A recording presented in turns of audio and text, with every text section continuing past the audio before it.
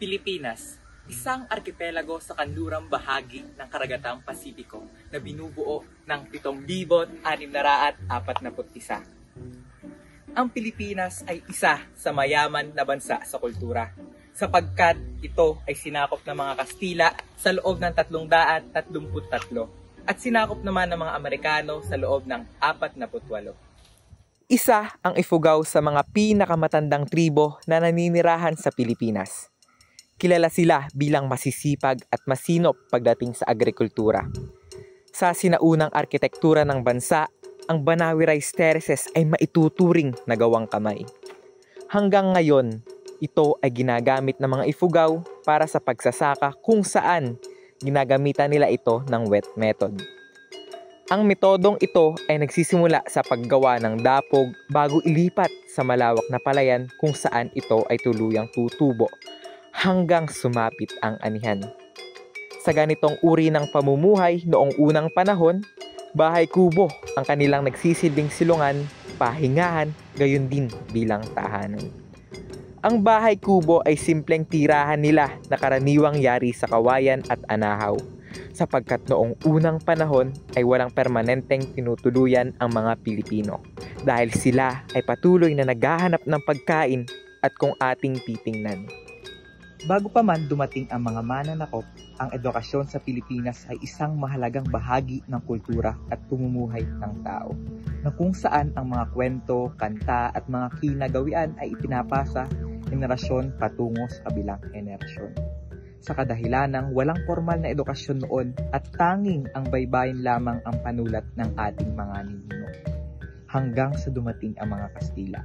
Dito na nagsimula ang pagbubuo ng mga paaralan mula primarya hanggang tersyaryong antas at ito na rin ang naging tulay para sa formal na edukasyon na pinanghahawakan natin magpasa hanggang ngayon.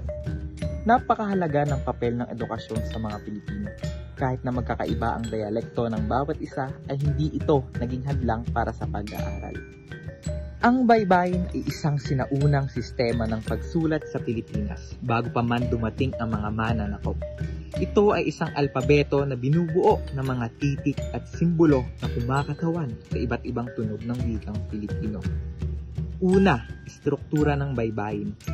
Binubuo ito ng 17 titik kung saan bawat isa ay may katumbas na titik sa alpabeto ngayon. Ang mga titik ay binabaybay mula kaliwa patungo sa kanan. Isang pantig ang bawat salita at ang mga titik ay madalas na nagpapakita ng kahulugan ng salita. Kasunod, gamit ng baybayin. Ginagamit ito sa pagsusulat ng mga aklat, talaarawan at epikong Pilipino. Ito'y matatagpuan sa mga sinaunang kaharian at baybayin na nagpapakita ng kahalagahan nito sa kasaysayan. Pangatlo, pagsasalin sa modernong panahon. Bagamat hindi ito ang pangunahing sistema ng pagsulat sa kasalukuyan, may mga modernong lingwistikong nagsusuri at nagsusulong ng pagsasanib ng baybayin sa pangkasalukuyan. At panghuli, paggamit sa sining. Ang baybayin ay ginagamit din sa iba't ibang anyo ng sining tulad ng tattoo, alahas at sining sa tela. Ito ay nagpapahayag ng yaman ng kultura at kasaysayan ng mga Pilipino. Sa kabuuan, ang baybayin ay hindi lamang isang sistema ng pagsulat kundi isang mahalagang bahagi ng kultural na yaman ng Pilipinas.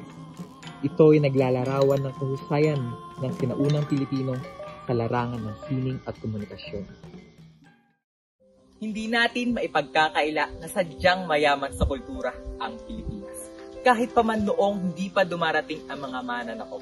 Sa sistema pa lang ng pagsulat ay kaagad itong kakikitaan ng kamanghang talino ng ating mga ninuno at pati na rin sa mga dialekto at lengguwaheng ating tinatamasa hanggang ngayon.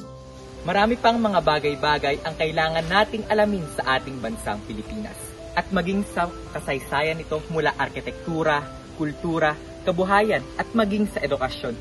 Kaya't hinihikayat namin kayo na mas pagyabungin pa natin ang kaalamang Pilipino. Suportahan ang lokal, suportahan ang kapwa Pilipino.